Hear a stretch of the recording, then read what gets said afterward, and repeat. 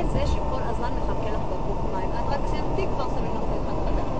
כן, אתה לא מפחד לסתות שהיא תתייבש ועד שתלך. זה מה שבאתי, אתה... זה הבדל.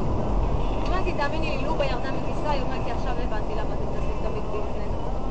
זה מה שבאתי, תראי, פעם אחת אחת שאתה תוסי, תביני. כשאשתי באתי לא לאירופה, לאירופה אנחנו טסים רגיל, זה 5 שעות טיסה, אין מה הרבה, ללונדון וזה, טסו רגיל, היא אומרת, בקואוצ' אין בעיה.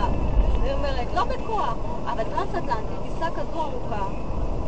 אשתי אומרת, זה לא בשביל הרגליים, גם שמעת מה אבא שלי אמר. אם הוא היה יודע...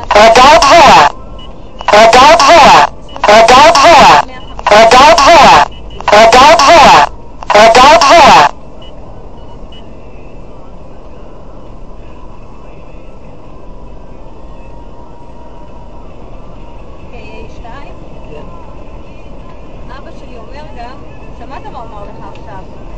שאם הוא היה יודע שמקבלים, הוא תמיד יקבל את ה-XXX עם הרחב ולא יחליפו לו את זה ברגע האחרון שוב. שמעת מה הוא אמר? אם אני הייתי יודע שבכל טיסה בטוח אני מקבל את ה-XXX, לא הייתי טס בביזנס, אז הייתי יושב על ה-XXX.